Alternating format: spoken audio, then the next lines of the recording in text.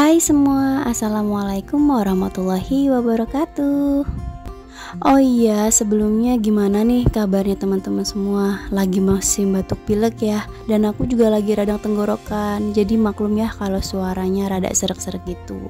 Walaupun udah berobat tapi sampai sekarang juga belum sembuh. Semoga teman-teman yang lagi sakit atau kurang enak badan kayak aku cepat diberikan kesembuhan, dan juga kita harus tetap semangat ya di musim batuk pilek ini. Jangan sampai kita sakit terus anak sama suami gak ada yang ngurus. Nah, jadi video aku ini aku awalin dengan menjahit bonekanya si kecil nih teman-teman. Soalnya bonekanya itu udah bolong. Terus dia itu suka iseng masukin jarinya ke jahitan yang bolong itu. Kan takutnya kalau dia orek-orek itu nanti dakronnya keluar terus dia makan. Nah itu kan lebih bahaya. Makanya aku jahit dulu nih boneka Brontosaurus sama bebeknya si kecil. Soalnya dia tuh suka banget sama dua boneka ini. Nah ternyata untuk menjahit boneka yang udah bolong kayak gini gampang kok teman-teman. Teman-teman bisa lihat nanti di YouTube. Coba deh searching tutorial menjahit sembunyi, biar gak kelihatan ya kalau misalnya bonekanya itu kita jahit ulang. Lumayan lah untuk hasilnya, cukup rapi dan bisa tertutup sempurna. Setelah aku menjahit dua bonekanya si kecil, aku lanjut mau makan. Soalnya lapar banget. Kebetulan hari ini aku masak jamur crispy dan juga sayur lodeh. Selain masaknya gak butuh banyak waktu, juga ini tuh menu yang simple aja sih. Karena kebetulan si kecil udah bangun dari tidur siang, terus pas banget dia ngeliat aku mau makan, akhirnya dia mau nemenin aku makan nih sama bapaknya juga. Nah di sini tuh mainannya berserakan ya, soalnya dari tadi pagi emang dimainin. Gak apa-apa lah, yang penting dia happy aja. Terus juga dia tuh seneng banget main bola-bola kayak gitu. Gampang banget kok teman-teman kalau mau buat permainan kayak gitu, tinggal pakai barang yang ada di rumah aja, pakai kardus terus dibolongin. Permainan seperti itu cocok untuk anak bayi umur 1-2 tahun. Terus pas aku udah selesai makan, tiba-tiba gerimis teman-teman. Ya udah deh, akhirnya kita semua masuk ke dalam rumah lagi. Terus si kecil main lagi nih, dia naik mobil-mobilan. Tuh lihat, lucu banget. Ternyata dia udah bisa tuh jalanin mobilnya. Si kecil ini paling seneng ngobrak-ngabrik rak buku bapaknya. Jadi biasanya itu buku tuh dijatoin semua. Udah pokoknya berantakan banget lah. Gak apa-apa lah, yang penting si kecil happy. Nafasnya si kecil ini masih grog-grog teman-teman sampai sekarang. Kayaknya masih banyak lendir yang harus dia keluarin. Makanya kemarin itu aku ke pijit bayi, dan pijit bayinya ini kan bidan. Jadi satu paket itu pijit bapil dan juga dinebu. Alhamdulillah sih grog-grognya mulai menghilang. Dan juga setiap pagi itu mbaknya nyaranin coba setiap pagi dijemur ya bun. Selain itu teman-teman, aku mau cerita sedikit ya. Anakku ini kan umurnya udah mencapai 16 bulan, tapi memang dia itu masih belajar berdiri dan juga berjalan. Untuk ibu baru kayak aku rasanya tuh kayak insecure ya, karena kok anakku belum bisa jalan, sedangkan teman-teman lainnya tuh umur 9 bulan pun mereka sudah belajar berjalan. Makanya kadang tuh aku suka emosi dan gak sabar gitu ya. Cuma lama-kelamaan aku pikir dan aku nyesel sama diriku sendiri. Karena aku yakin setiap anak, setiap orang itu pasti punya momennya sendiri dan prosesnya sendiri. Makanya sekarang aku tuh mau merubah mindsetku lah tentang pertumbuhan anak.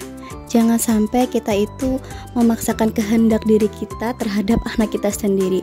Padahal kan memang pasti dia itu nantinya juga jalan. Cuma memang momennya aja yang belum.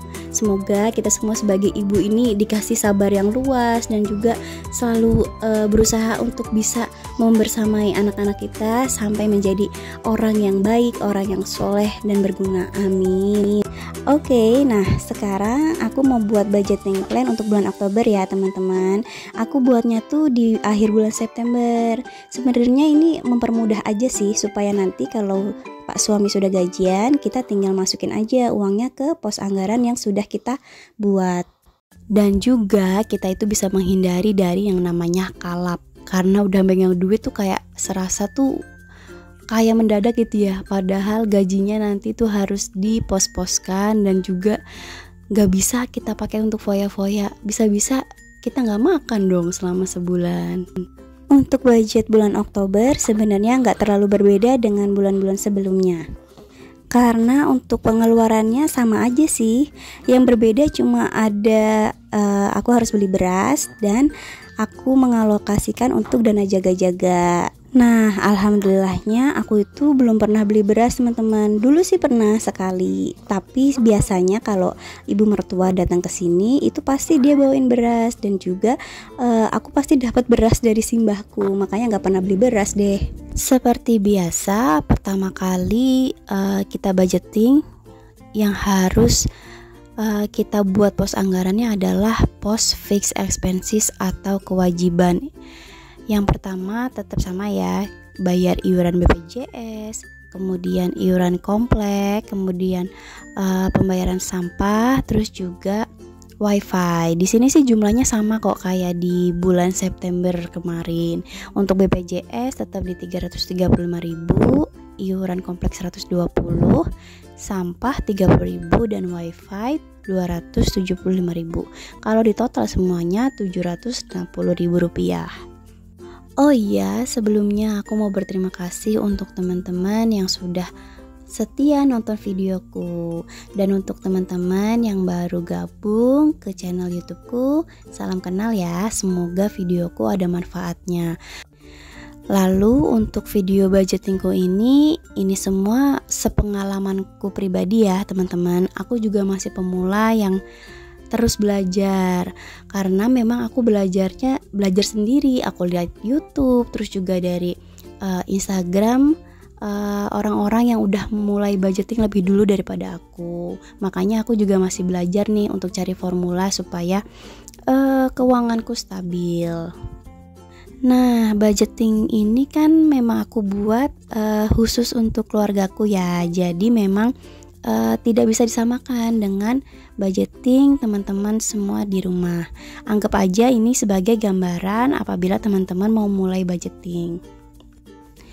Oh iya teman-teman, maaf ya kalau misalnya aku nulisnya harus miring bukunya. Soalnya emang dari kecil aku kalau nulis bukunya harus dimiringin. Gak bisa kalau misalnya lurus, nanti tulisannya malah jadi jelek dan kayak ceker ayam.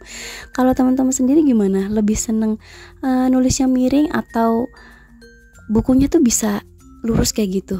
Pokoknya aku tuh kalau lihat orang-orang yang bisa nulis dengan bukunya itu ibaratnya lurus ya, nggak miring, itu tuh kayaknya keren banget, ya nggak sih? Oke, sekarang masuk ke pos besar anggaran yang kedua ya, yaitu saving and giving. Di sini seperti biasa ada untuk pos sedekah, kemudian untuk dana darurat, terus ada untuk investasi dan juga dana tak terduga.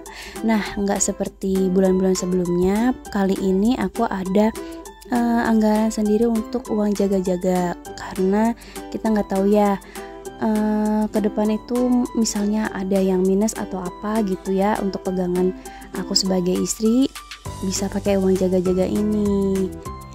Jadi kalau di total untuk saving and giving bulan Oktober itu sebesar 900.000 rupiah. Ngomong-ngomong ya, aku ini kan bukan anak seni, jadi aku tuh kalau ngehias budgeting planner itu tuh ya bisanya aku aja teman-teman. Jadi spontan aja, walaupun aku udah lihat Pinterest, tapi kalau misalnya tiba-tiba ada sekelebat aku pengen bikin apa, ya udah itu aja yang keluar.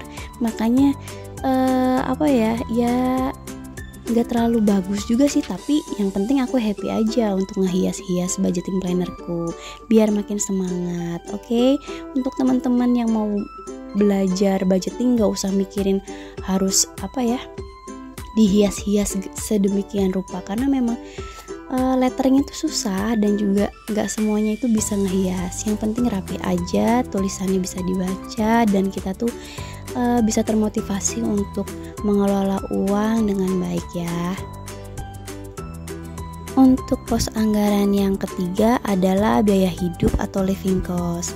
Di sini seperti di bulan September ya, hampir mirip, tapi ada beberapa yang nominalnya berubah. Karena memang aku itu melihat dari evaluasi bulan September ya, mana yang over budget, mana yang pos anggarannya harus ditambah atau pos anggarannya bisa dikurangi. Makanya budgeting itu sebenarnya bukan ilmu yang saklek ya teman-teman.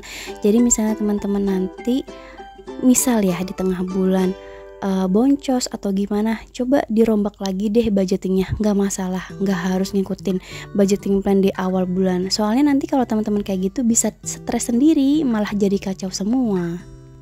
Untuk bulan ini ada yang beda nih, karena aku akan beli beras untuk 1 bulan ke depan. Di sini aku anggarkan 150.000 untuk berasnya ya. Nah untuk jajan aku kurangi nih dari 250 jadi 200.000. Untuk PDAM juga aku kurangin dari 150 jadi 140. Nah untuk gas dan galon ini aku rada boros ya, karena memang kalau masak itu aku harus pakai galon. Soalnya kan aku pakai PDAM. Nah itu airnya kan pakai kaporit dan juga berkapur. Nah karena suamiku ngerti ya tentang air, jadi dia bilang udah jangan pakai air PDAM untuk masak, mending kita pakai air refill dari galon terus kita masak. Palingan untuk masak itu kan 1 galon harganya 5.000. Beda kalau misalnya minum kita beli galon aqua. Seperti biasanya setiap aku budgeting pasti aku itu membedakan antara pembayaran yang butuh uang tunai dan juga nggak butuh uang tunai. Jadi cashless aja. Jadi itu bisa memudahkan kita untuk bertransaksi ya teman-teman. Kadang ada yang bilang ngapain sih masih pakai uang tunai, kayaknya udah nggak zaman. Padahal menurutku ya ini bukan masalah zaman atau nggak zaman, tapi senyamannya kita aja. Karena memang aku pakai 2 metode ini. Biasanya untuk uang cash itu aku pakai untuk kebutuhan sehari-hari, dan yang cashless itu untuk transaksi yang udah pasti kayak beli token listrik, terus bayar PDAM, iuran komplek yang bisa langsung ditransfer aja. Nah segitu dulu ya teman-teman videoku kali ini tentang budgeting di bulan Oktober. Semoga ada manfaatnya, dan kalau ada salah kata yang menyinggung teman-teman aku minta maaf. Kalau teman-teman suka dengan videoku, jangan lupa dukung ya dengan like, comment, dan subscribe. See you on the next video teman-teman semua. Bye, semangat ya.